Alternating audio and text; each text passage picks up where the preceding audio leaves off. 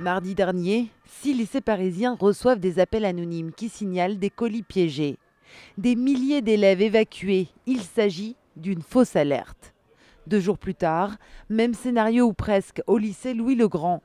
Depuis les attentats de Paris, pas de chiffre officiel, mais ce syndicaliste affirme que les fausses alertes seraient multipliées par 2. On va dire que 97% des appels concernent des colis qui sont déposés à un endroit où ils pourraient être dangereux. C'est ces appels-là qui ont été multipliés par 2 ou 3. Car la vigilance des citoyens est plus importante depuis les attentats de novembre.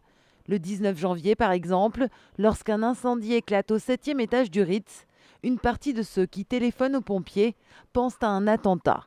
Tout de suite dans l'esprit, la question se pose, est-ce que c'est volontaire? Est-ce que c'est un attentat? Enfin voilà, il y a tout un tas de questions qui viennent à se poser, alors qu'en fait c'est purement accidentel.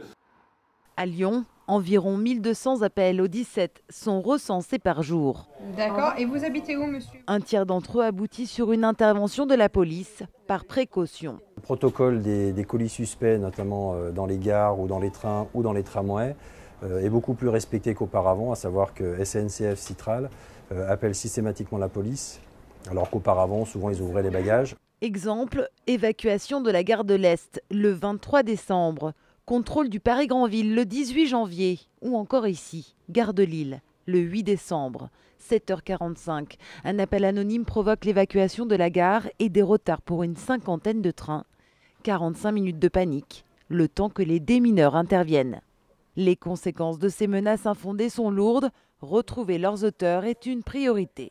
Nous avons des moyens techniques qui nous permettent d'identifier et de localiser les appels que nous recevons. Nous mettons en place un certain nombre de procédures judiciaires dès lors qu'il s'avère que nous avons affaire à des malveillants. Toute personne à l'origine d'une fausse alerte risque en effet une très lourde sanction.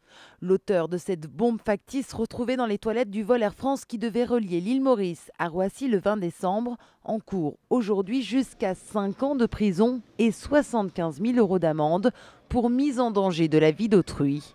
L'avion avait dû atterrir d'urgence au Kenya.